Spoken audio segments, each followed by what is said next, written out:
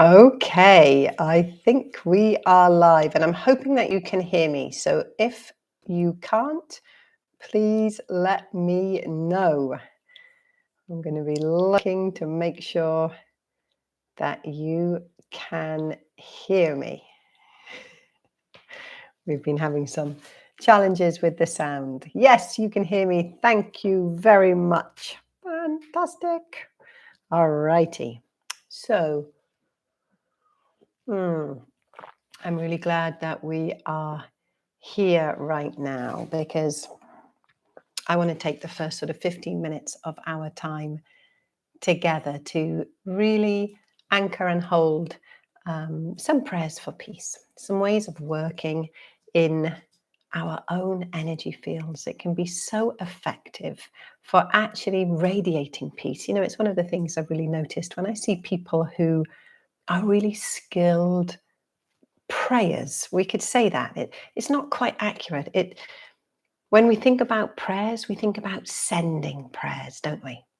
And actually, when I see people who are most effective with their alignment with prayers, it's when it's not sent from the head or sent from the heart, it's sent from the whole body system. It's sent from absolutely every part.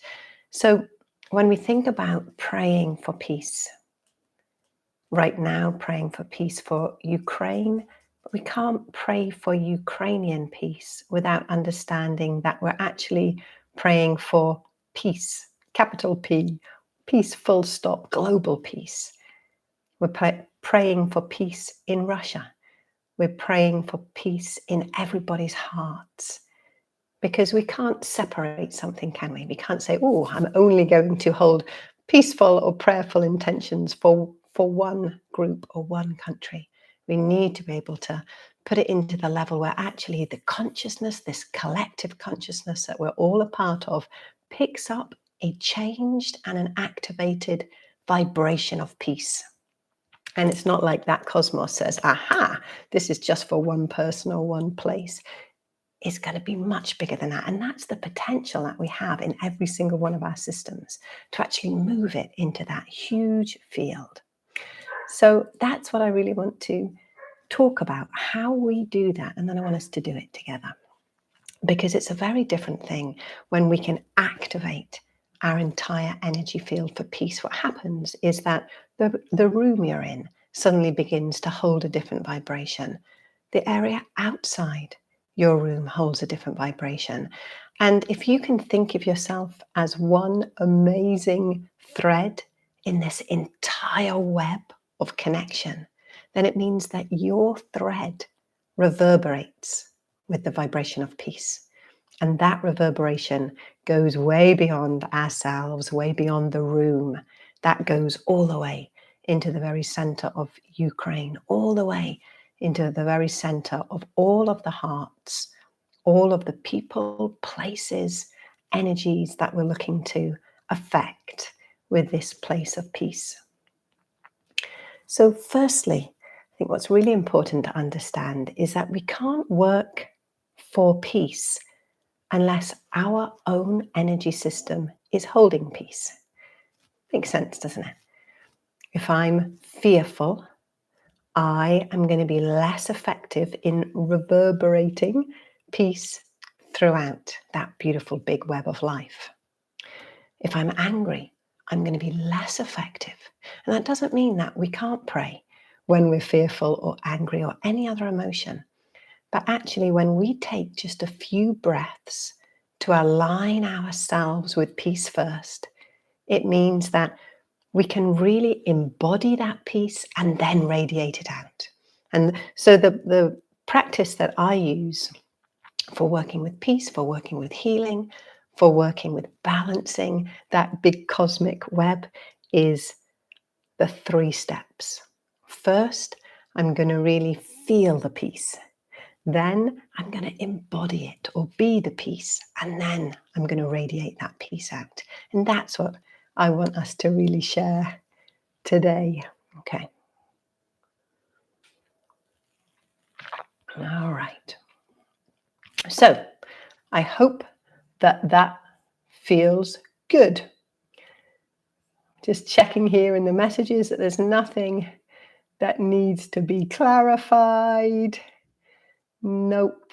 All right. So let's do it. Let's just do it together. Let's work through those steps. And as ever, when you're really connecting into and learning a really powerful way of helping your energy align, in this case with the vibration of peace, then supporting your energy field by physicality, by having your hands in certain places, both helps the conscious and the subconscious mind connect and understand and bridge what we're doing, but also it very quickly becomes a somatic pathway, a physical pathway to the energetic process. So we're going to do it, okay? First things, you're going to cross your hands over your chest, pop your fingers into your armpit and just allow your thumbs to rest on your chest. And we're going to take a few minutes for this process. So all you need to be is comfortable. That's it.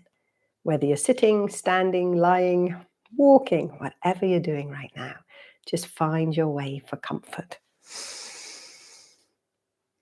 And from here, just take a breath. The first step in really affecting the vibration of peace throughout the world, especially with our intention and focus on aiding peace, healing, harmony for and in and around Ukraine. The first place is feeling peace. So I want you to bring to mind anything that you love, anything that you love. That vibration of love, peace, and gratitude are very, very similar. So anything that you love, bring it to mind, really bring it to mind. Think of it, feel it, smell it, whatever it is that you know engenders that feeling uncomplicated, unconditional of peace or gratitude. Maybe something in nature, maybe a tree in your local park, maybe the fact the sun has risen in the morning, maybe a person, maybe a memory.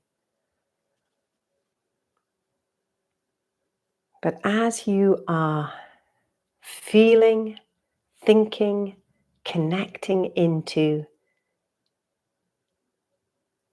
that experience, that person, that feeling, your whole system is beginning to align to that vibration within you that is ultimately connective. It connects you into you, connects you into your beloveds, connects you into the world. So take one more full breath here, really feeling that love, that peace, that gratitude. And maybe one more as well. Let's really anchor our body systems in it.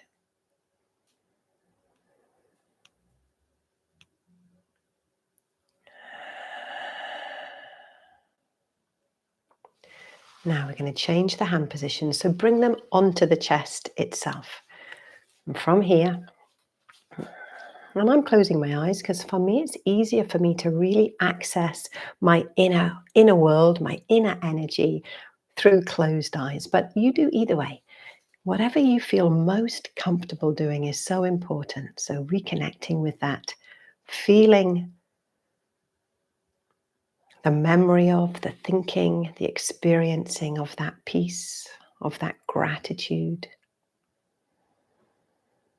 And you're going to breathe it into your heart center, into that place behind your hands. Knowing that from that place, that vibration of that emotion begins to be shared through all of your body. Your amazing, amazing heart moves blood, which is information and life source, through every one of your body parts. And the heart in its energetic moves deep into your soul, into your energetic core, and out several feet off your body system. So your aura is magnified, held by the amazing electromagnetic energy of the heart. So from this place of the heart center, you're beginning to embody that peace, embody that gratitude.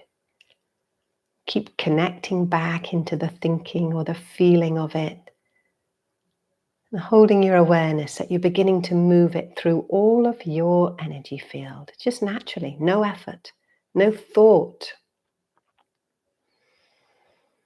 You're breathing it in and you're allowing it to move through your energy system, through your body system.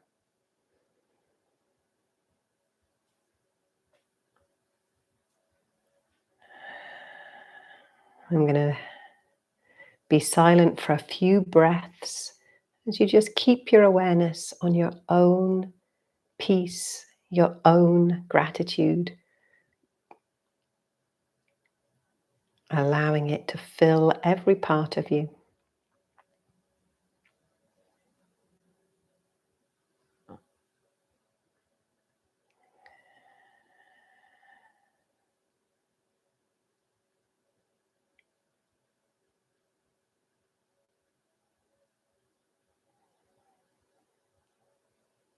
One more full breath here.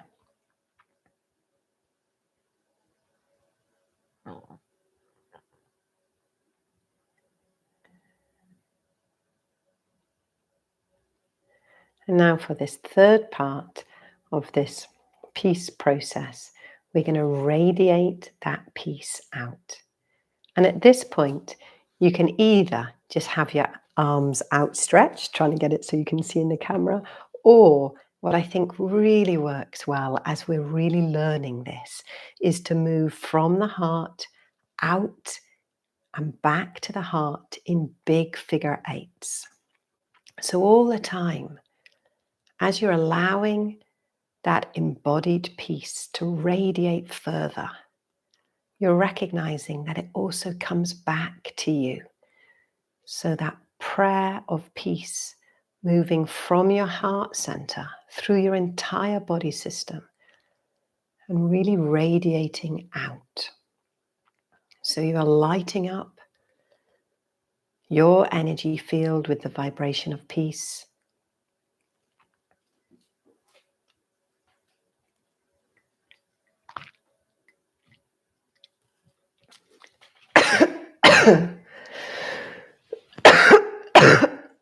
Excuse me.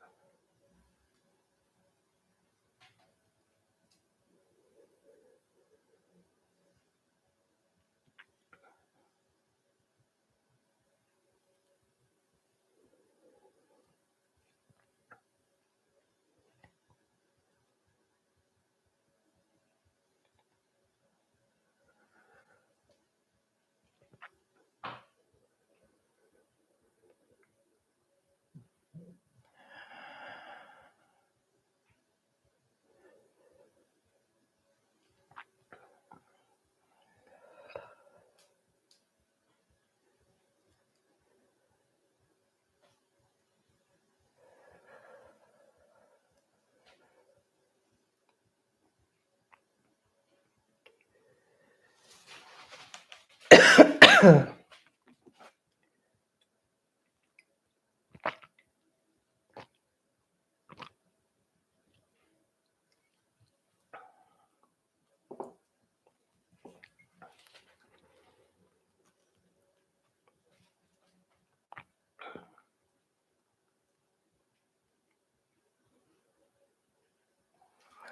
at any time, just coming back to that feeling of peace.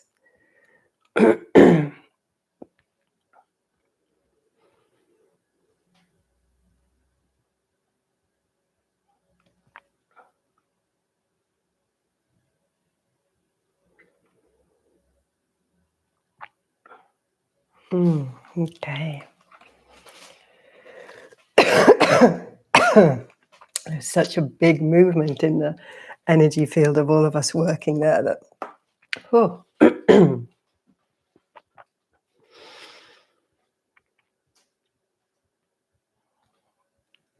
And also, of course,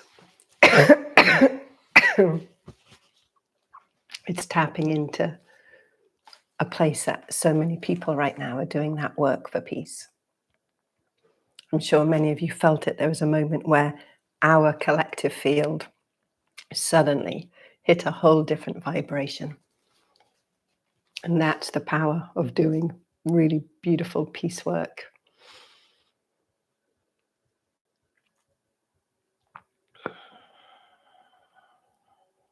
So grounding it in your body.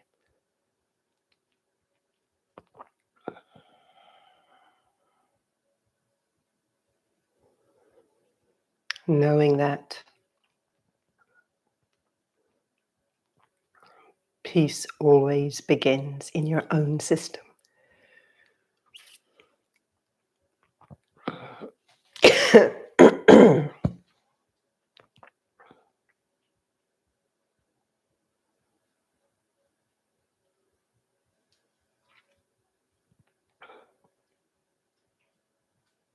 Continuing to invite it to really radiate out. You're not sending, it's not directional.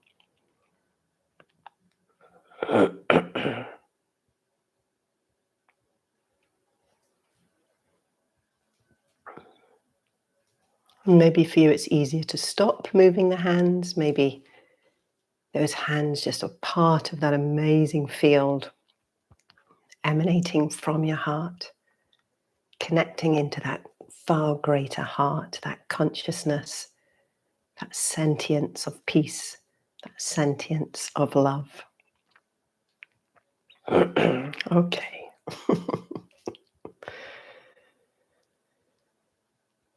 Bringing our hands back to the heart.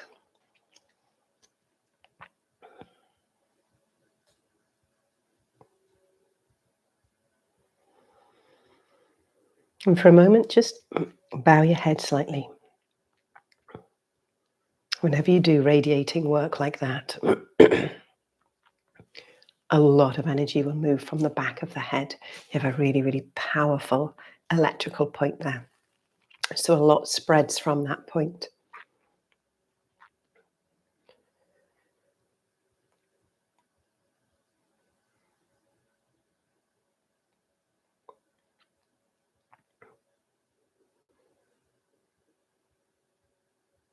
I love it as well because it's always a way that it's like your head can bow to your heart.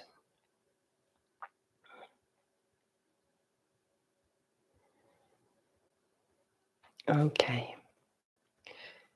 So hopefully that's a practice that you feel that you can do. Feel the peace, be it or embody it, allow it to move through your system, and then allow it to radiate out. All right, any questions?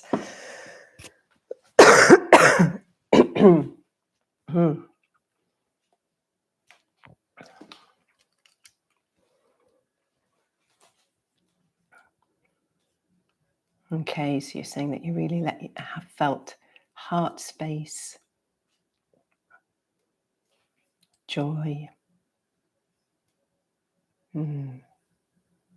Beautiful. If there's any questions, just pop them in there.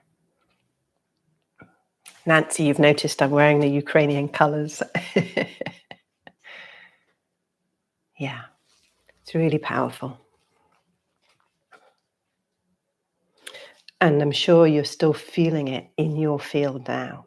And it will last for a while. And that's what's so beautiful about it. Whenever we do powerful healing work, it's like we've set it in motion.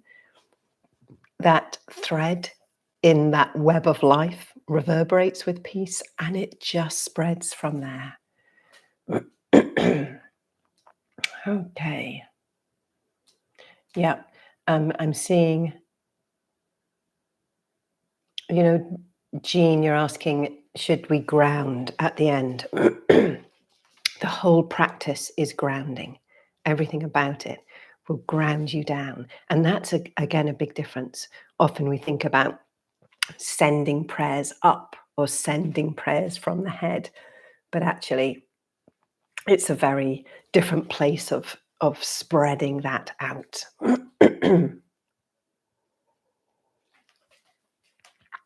Okay. Claire, you're saying that you're also needing to clear your throat from this prayer. Megan, you're asking a really great question. Are we not sending to any place or anyone, but does it help to see world leaders at peace? It's like we can hold the intention for certain places or people, but we know that actually it's bigger than that. So it's both directed and trusting. I apologize for this throat, and at the same time, I am aware what it is. Does this collective energy still connect us as we continue to do this on our own? Absolutely. Absolutely. Because you started in this place of kind of community connection, then it means that that field of collective consciousness is always going to be important. It's always going to be able to activate that energy of peace. Lydia, you spontaneously started laughing. That's also beautiful.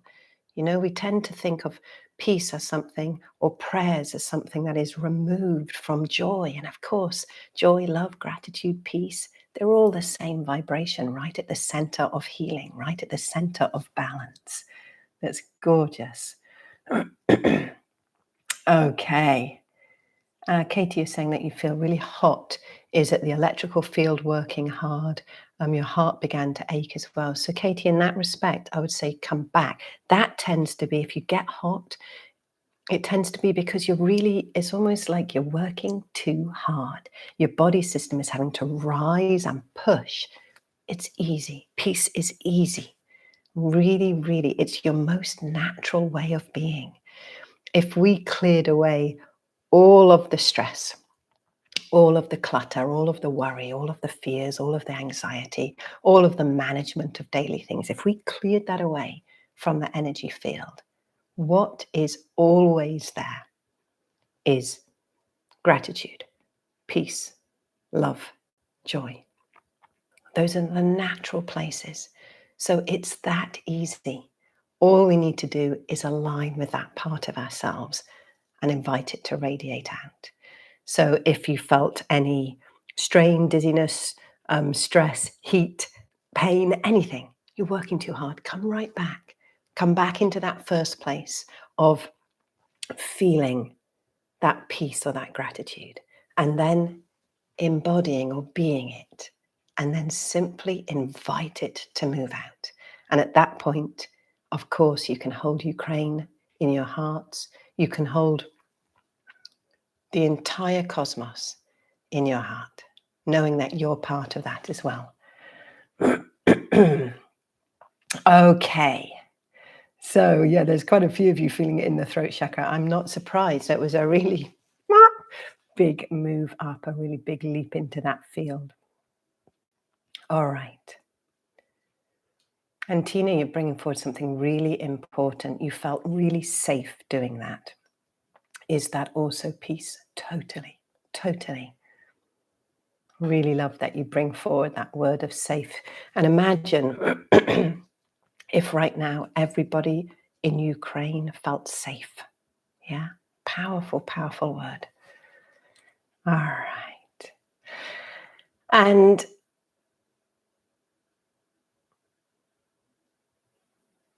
I'm just looking at these questions here.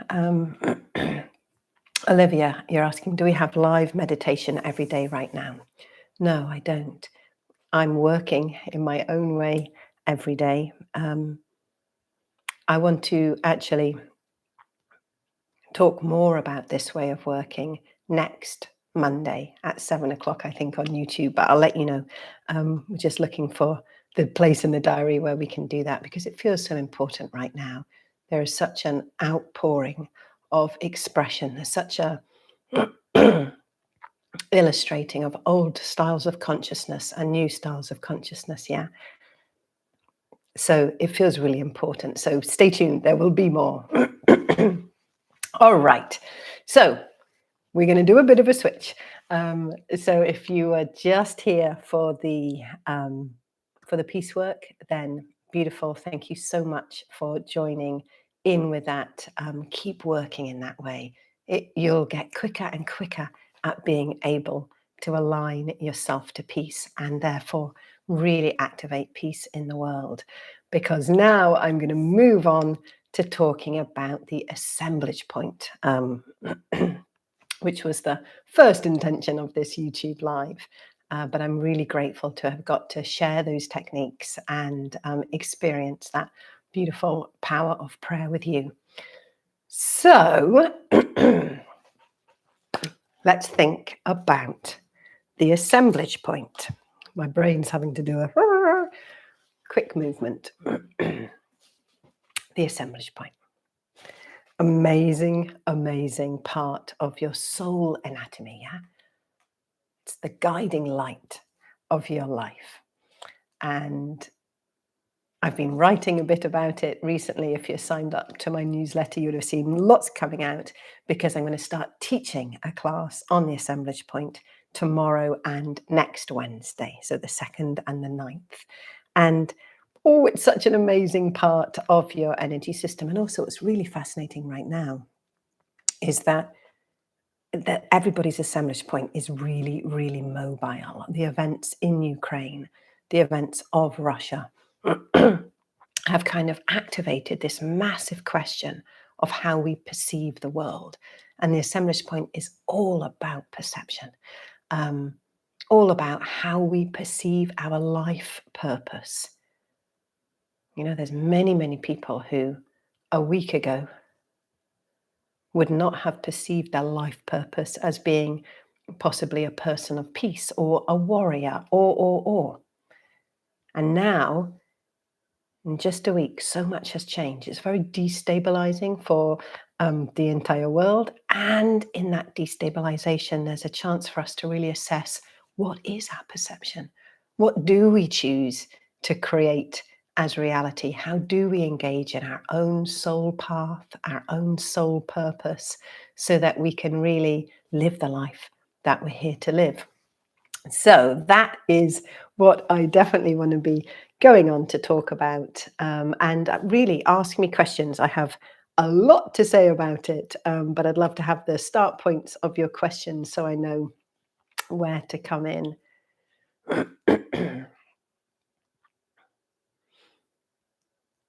It's the second thing I see in any person when I meet someone or see them on the street or anywhere else. The first thing I see is always the energetic core, this amazing soul energy in all of its vitality. And then the second is the assemblage point. Claudia, you've come in with an absolutely brilliant question. How do I know if my assemblage point is aligned?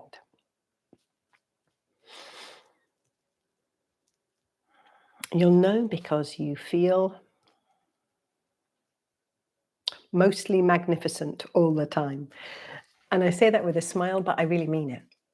When your assemblage point is aligned, you are in deep trust that you are exactly where you're supposed to be. You're in deep trust that you are supported and connected in the way you need to be. When your assemblage point is in its optimal place, let's call it that, then what comes into your life supports your goals forward. So when we think about things like manifesting or synchronicities, when we think about things like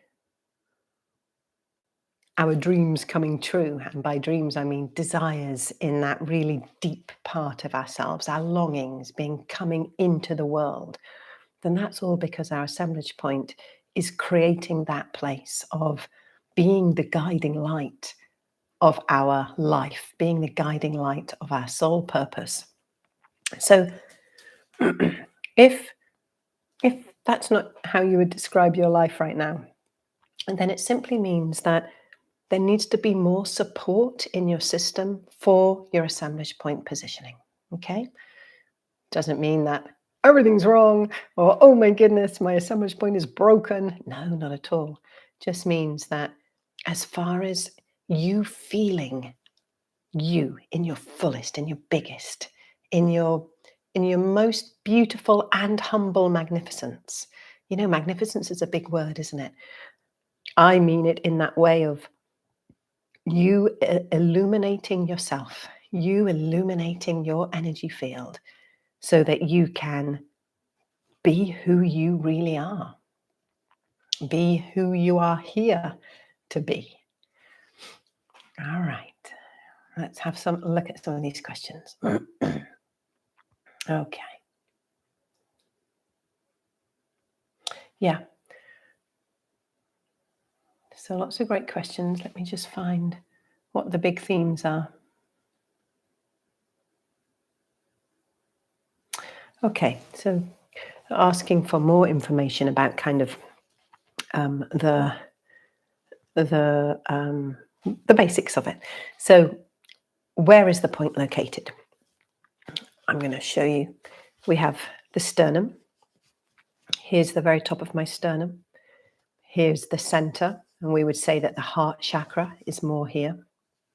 And then there's a place where sometimes I've seen it called the high heart or the 8th chakra, between the throat chakra and the heart chakra. So lovely spinning energy there.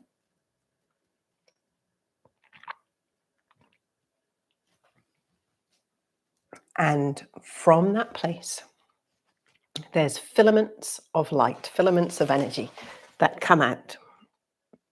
So my assemblage point right now is about here. There's filaments of light that come from that point, which I call the anchor point, because it anchors the assemblage point and comes out to this most amazing sphere. It's so big. This is the size, and nearly everybody's assemblage point is about that size. If I was to curl my hands into sort of a fist here, that would be the size of the center of it.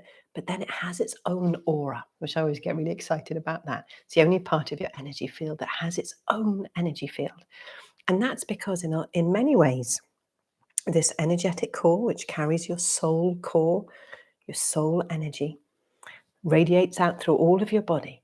But these filaments of light connect the assemblage point and your soul directly.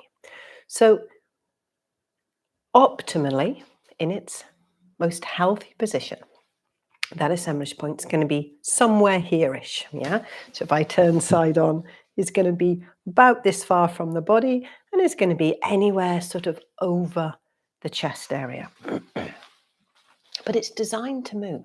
It's not designed to stay static. If it's static, it means you've become fixed in your outlook on life.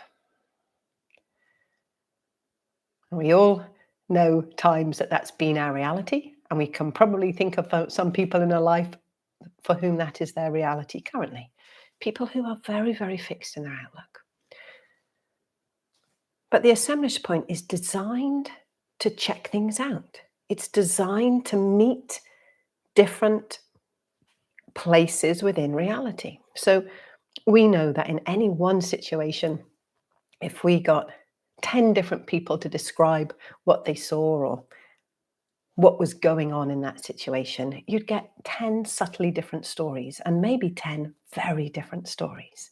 So that's a lot to do with the way that the assemblage point informs the energy system, which in turn informs our awareness, brings our mind of our physicality and energy system into our consciousness. And from that place of consciousness, we create and ground our reality, yeah? I would suggest there's no such thing as reality. Um, it's where we're in relationship with the world. And my relationship with the world is different today than it was a year ago, maybe a year's time.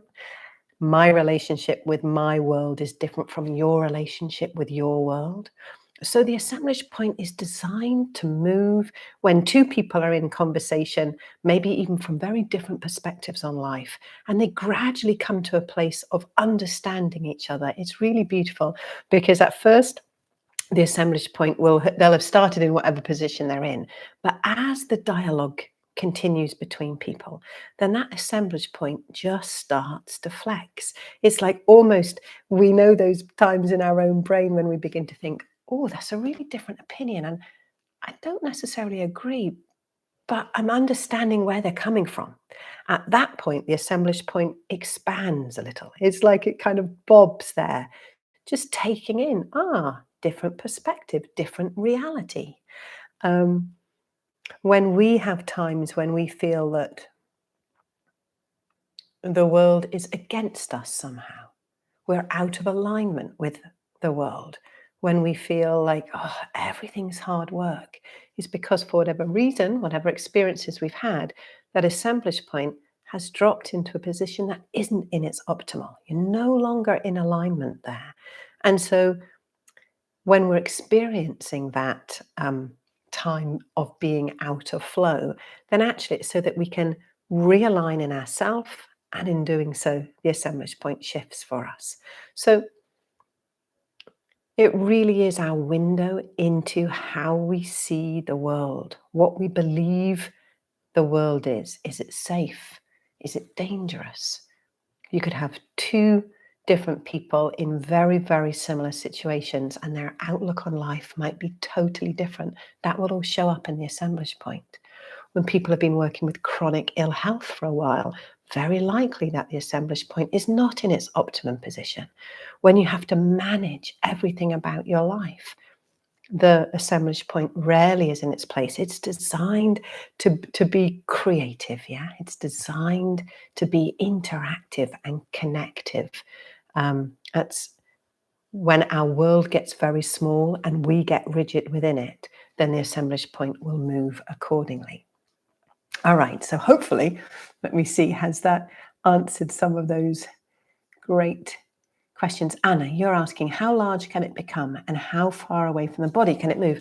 I don't really see assemblage points change in size at all, Anna. I don't think I've ever seen that. So they tend to be about the size I described. Let me just check. I'm scanning. Have I ever seen it? Nope. No, I haven't. So as far as I see energy, the size of the assemblage point is always the same. It can be, the way it can change is it can be really, really lit up. It's like it's supercharged. The dimmer switch is up high, or the dimmer switch can be lower. So it's like, at that point, there's no way you're feeling like you're aligned with your life purpose. There's no way you feel like you're kind of walking your life path and you feel good about it. That won't ever be how you're experiencing life if your assemblage point is actually turned pretty low. Anna, how far from the body can it move?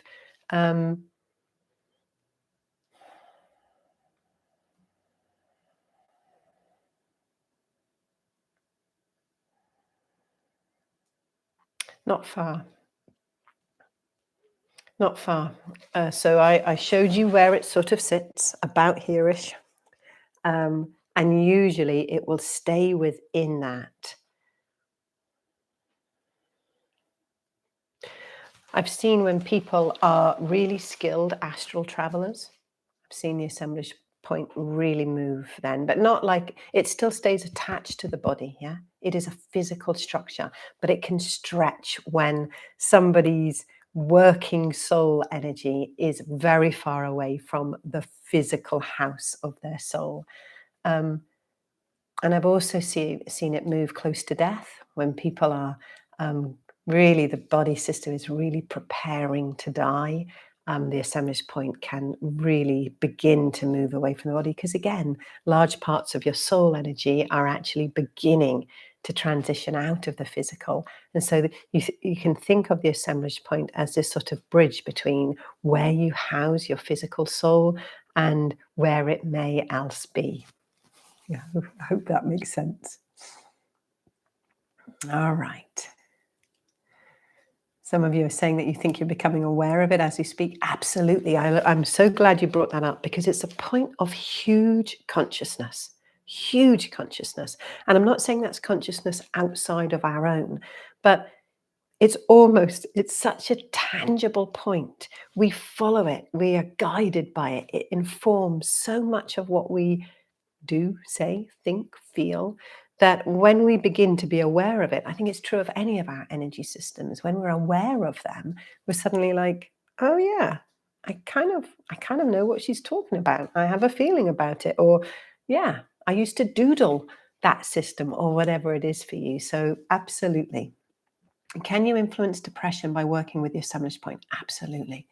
When we're working with depression, and whether that's depression of emotional, cognitional energy, or whether it's depression of physical energy, and they both have a correlation, then the assemblage point will really be sitting probably quite low in the system at that point, maybe closer down towards the waist. And again, that's totally fine.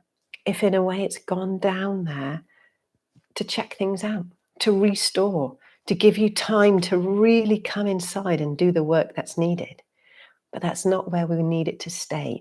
Like any part of your energy system, patterns can come in because of protection or because of the need to respond to a crisis, an emergency, a life-threatening situation or a perceived life-threatening situation. But what we don't want is that energy pattern to become a habit, for it simply to kind of get stuck there, to be just who you are or just what you do. Because at that point, the creative field in your energy, the potential for expansion, the potential for real connection to yourself and others, that really begins to get knocked off.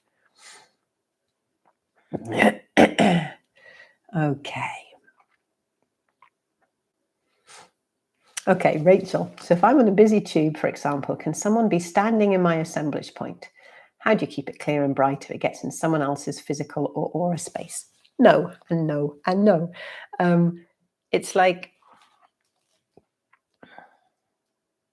if you look at someone, does it make your eyes dirty? No. Your eyeballs are your eyeballs. You're keeping them clean with your eyelids. No matter what is occurring, no matter what beauty you see or what horror you see, your eyes are fine. Think of it like that. Your assemblage point is a really profound part of your system, your depth. If somebody hugs you, then they're totally in your auric field, in your etheric band of your aura. They're touching your skin. They're through the assemblage point, yeah?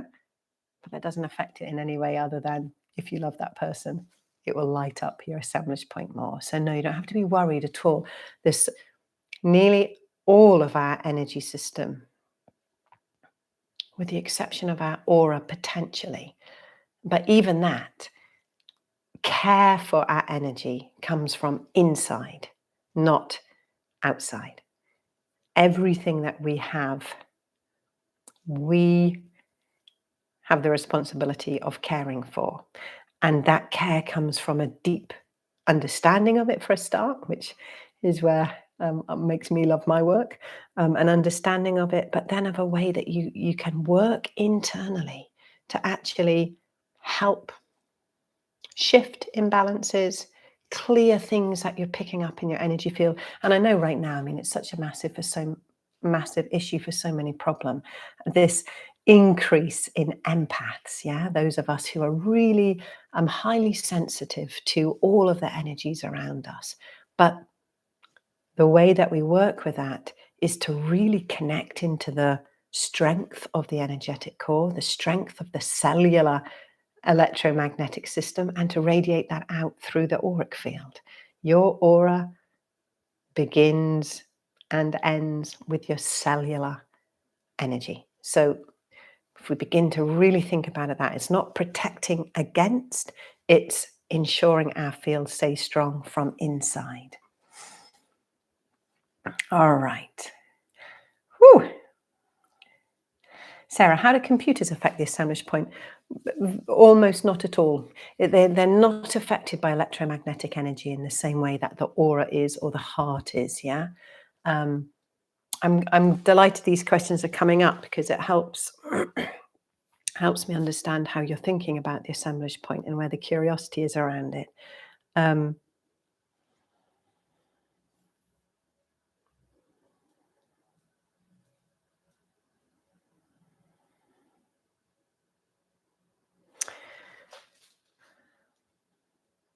I'm going to go as far to say nothing external can affect the assemblage point. Now, of course, that's not at all true, because if you experience something and it rocks you at your core, yeah, that will affect the assemblage point. But it's not that you experienced it, it's how your body processes the experience, yeah? So nothing external can affect your assemblage point. You affect your assemblage point. And I hope that's a way to make that clear. Yeah, let's see. Why is it called the assemblage point? There was actually given that name by Carlos Castaneda, because that was so he was a shaman back in the 60s, I think, and he wrote of it as being the point at which everything assembles around. So that assembling of our perception, the assembling of our reality. I think it's a beautiful name for it, so I've continued to work it. All right, I think, is the assemblage point part of the protective shield? No, absolutely not. It's way beyond protection. It's connection to your soul, and it's alignment with your soul energy to the world soul. Yeah, we've really got to go up a few levels of where we can kind of talk about the assemblage point. It's a really deep, profound part of your energy system. And that is why tomorrow and next Wednesday I'm teaching about it, because it's so important. I love these questions and I love sharing this information for you, but I'd really like to take you on a much deeper dive into understanding it. It's actually very easy to affect the assemblage point. There are practices, ways of working with it that just continually support it, and in doing so, support everything about your life. So that's what I'm really wanting to ground us all in, bring forward more understandings of where and how the assemblage point really connects into your soul anatomy, and how to activate it for an even more beautiful guiding light for you. All right. I'm very well aware that we've gone over half an hour, but I thank you. If you came on specifically to really learn more about the assemblage point, I'm really grateful that you had the patience, and hopefully also really enjoyed that first part with working with the piece work. All right, I am going to begin to sign off. If you are interested in learning more about your assemblage point, then my website, pruneharris.com, will give you much more information about the course. And also, one of the things that we always have is a percentage of places in any course that is either at low cost or is free. So I never want you to not be able to do a class because of money. That seems the least reason for you to be able to really work with your soul path. So yeah, so also be in touch, and that can be done through the website as well. Just contact us if that is a need that you have. All right. Thank you, everybody. Feels like it's been a beautiful journey of pretty profound topics that we've been diving into today. Thanks for your great questions, and for being here all together. That feels so important, doesn't it? I know as we come out of the pandemic, or the intensity of the pandemic, that we're all able to be with people more, but my goodness, being in a power of this community always really enlivens and humbles me. So much love to each of you, and we'll see you soon. Bye-bye.